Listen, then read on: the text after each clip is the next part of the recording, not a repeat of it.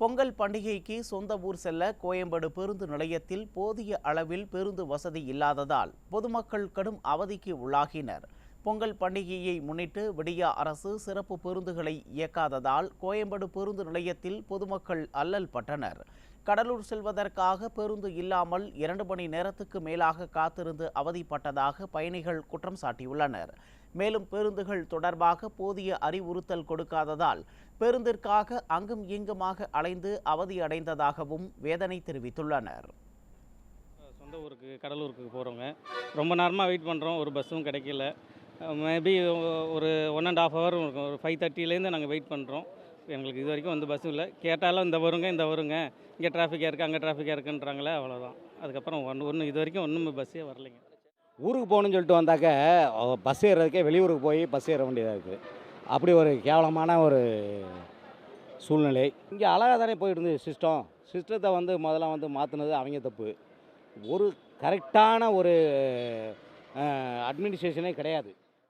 நான் கிட்டத்தட்ட ஒரு 1 ஹவர் 2 ஹவர்ஸ் ஆகுது. இன்னும் கும்பகோணத்துக்கு பஸ் இல்லை. சில பேர் சரியாக ரெஸ்பான்ஸ் பண்ணுறது கிடையாது. கும்பகோணம் பஸ் இங்கே தான் நிற்கும், அங்கே தான் நிற்கணும்னு சொல்கிறது இல்லை. ஸோ இவர் என் ஃப்ரெண்டு, இவர் கடலூர் வழியாக போகணும். கடலூருக்கும் பஸ் இல்லை, ரொம்ப கஷ்டமாக இருக்குது.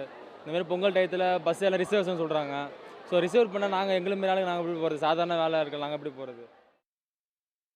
பொங்கலை முன்னிட்டு தென் மாவட்டங்களில் உள்ள சொந்த ஊருக்கு சென்னை மக்கள் செல்வதால் தாம்பரம் மற்றும் பெருங்களத்தூரில் கடும் போக்குவரத்து நெரிசல் ஏற்பட்டுள்ளது.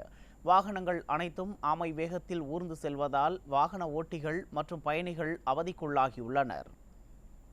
அங்கே பஸ் விடாமல் இங்கே விட்டுட்டு இருக்காங்க. இங்கே ஃபுல்லாக யாருமே போகாமல் இங்கே ஒரே டிராஃபிக்காக இருக்குது. அங்கே ஸ்ரீபெரும்புத்தூர் பஸ் ஸ்டாண்டில் கிட்டத்தட்ட ஒரு 250 பேருக்கு மேலே நிற்கிறாங்க. இன்னுமே பஸ் இல்லாமல் ஃபுல்லாக ஒரே டிராஃபிக். அந்த சைடு ஃபுல்லாகவே அங்கே பஸ்ஸே விட மாட்டாங்க. அங்கே இன்னும் ஒரு 1.5 மணி நேரமாக இன்னும் அப்படியே நிற்கிறாங்க. இப்போ இங்கே தாம்பரம் வர முடியாமல் நானே இப்போ தான் சேர்ந்தேன். தருமபுரி பேருந்து நிலையத்தில் இருந்து பொங்கல் பண்டிகைக்காக சொந்த ஊருக்கு செல்பவர்களுக்கு போதிய பேருந்து வசதி இல்லாததால் தவிக்கும் நிலை ஏற்பட்டுள்ளது. மேலும் சிறப்பு பேருந்துகள் என்ற பெயரில் பழைய நகர்ப்புற பேருந்துகள் இயக்கப்படுவதால் பொதுமக்கள் மிகுந்த அவதிக்குள்ளாகி வருகின்றனர்.